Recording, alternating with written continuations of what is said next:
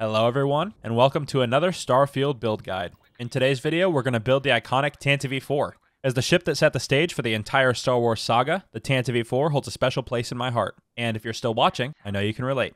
Before we dive in, I want to thank you guys for your support. We're only 300 subs away from that shiny 1,000 subscriber mark, and you absolutely shattered 100,000 views on the channel. Seriously, you guys are awesome. But, all of that aside, we've got a tutorial to do. So, let's head on over to the shipbuilder. Alright, we are here in the shipbuilder with the Tantive IV. I'll go ahead and give you some spins around while I break down the stats of the ship. This ship has a mass of 1,195, a top speed of 150, a mobility of 84, a jump range of 25 light years, a max crew of 2, 1,260 cargo, 455 shields, and an HP pool of 816. This build, exactly as I have it, is going to cost you around 320,000 credits. Also keep in mind I have a lot of high-end components on this ship, such as the engines. If you go with some lower-end modules, you'll be closer to 200,000 credits.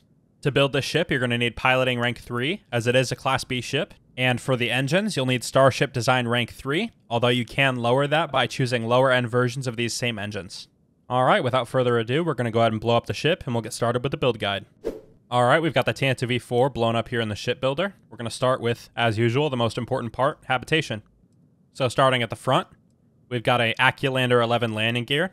On top, we've got a Deimos 2x1. I chose a captain's quarters. Behind that is a Deimos 3x1. I went with an all-in-one berth.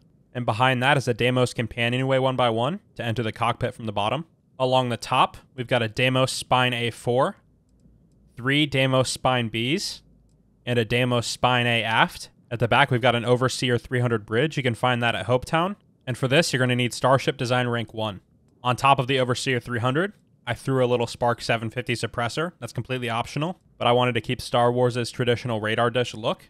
Now onto the sides. At the front, we've got 2 Horizon weapon mounts, one on either side. I went with the Scorch S 80 MW pulse laser turrets, though as you can see by our laser damage of 17, these aren't exactly optimal. So you may want to switch these out for something more reliable. I'd recommend the PBO 100 Auto Neutron Turret. It's going to give you a good combination of hull damage and shield damage without having to compromise with a split loadout. So for the sake of the gameplay section later on, I'm going to go ahead and replace these with the PBO 100s. Now behind the weapon mounts, we've got 2 Deimos bumpers, one port fore, one port aft. It's going to be the same on the other side. On this side, we've got a Hope 11 Docker port. And then along the bottom, for our vital components, we've got an Aurora 11G grav drive. And behind that is a 102DS mag inertial reactor. And that about does it for habitation. Now we're going to move on to the landing bay. We've got a Shipbed 200 landing bay. Behind that, a Deimos companionway 1x1. And on either side, we've got 2 Caravel V102 shielded cargo holds. You can always go with the standard V102s, but I went with the shielded, just in case I come across any contraband. Now I'll go ahead and double click this, slide it over, and that'll snap on right under these Deimos bumpers. Now we'll move on to the front. I know it's not 100% accurate to Star Wars, considering Starfield doesn't have a whole lot of rounded parts, so I made do with what I had. And that's going to be 3 HopeTech companionway 1x1s along the center. On the front, we've got a HopeTech Nose A port. In the center is a HopeTech Nose A4. And on the other end is a HopeTech Nose A starboard. And you're just going to flip these until you get the proper variant. Along the bottom, we've got Tayo cowlings 4 bottom, 3 of them. On the back of those, we've got 2 more Tayo cowlings with a gap in the middle. And on top of those, just behind the companionways, we've got 2 more Tayo cowlings. These are going to be aft tops with another gap in the middle. Now we're going to double click that, slide it back, and habitation will slot right into the empty gap in the center. That completes your entire forward section of the ship. Now we're going to move back to the trademark Tantive IV thick engines. We've got it split into 2 sections. We'll start with the bottom. So down the middle, we've got an Aculander 11 landing gear port. In the center is an Aculander 11 landing gear standard. And on the other side is an Aculander 11 landing gear starboard. On either side, we've got a Nova Cowling 2L. This one's a PF. This one's an SF with a gap in the center. And on the backs of the Aculander 11s, we've got 3 Amon 7 engines, all side by side. On top of the left one, we've got an M20 Ulysses HE3 tank. On top of the center, we've got a Bastille S82 shield generator. And on the right, we've got another M20 fuel tank. Now we'll go ahead and double click that. And when you slide it forward, these 2 Nova Cowlings should cover up your vital components, slotting right down the center. Now we'll go ahead and move over to the top half. We've got 3 Deimos Hull A's side by side, 1, 2, 3. On either side, we've got a HopeTech Nose B4 and an empty gap in the middle. And on either side, we've got 2 empty Horizon weapon mounts for some expandability in the future, however you want to utilize those. And then on top, we've got 3 Deimos Cowling 4s, all side by side. And on the backs of these Deimos Cowlings, we've got 3 more Aemon 7 engines.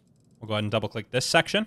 And when you move this top half of the engines, you'll slot it in right on top of the Aculander 11s.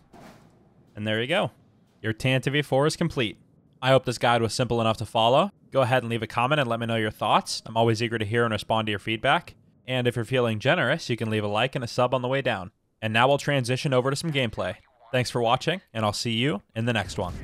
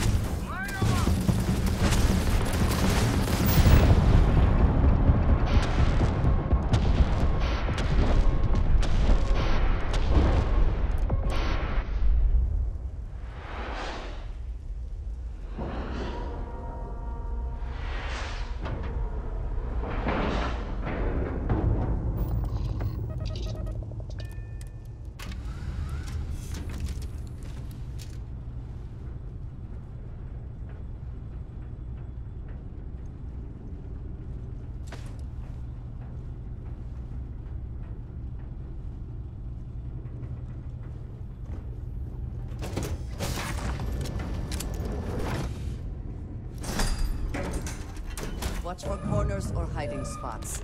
They know this ship better than we do. You have my attention. Do not have all the fun without me.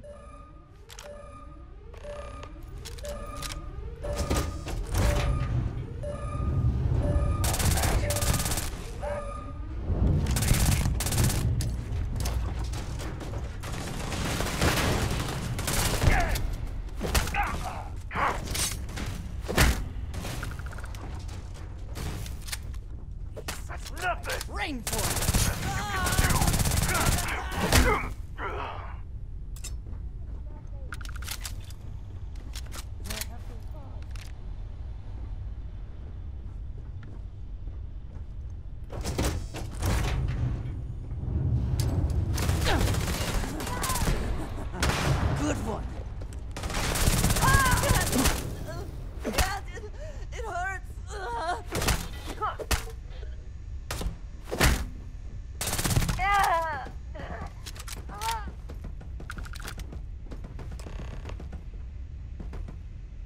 Is that the best you can do?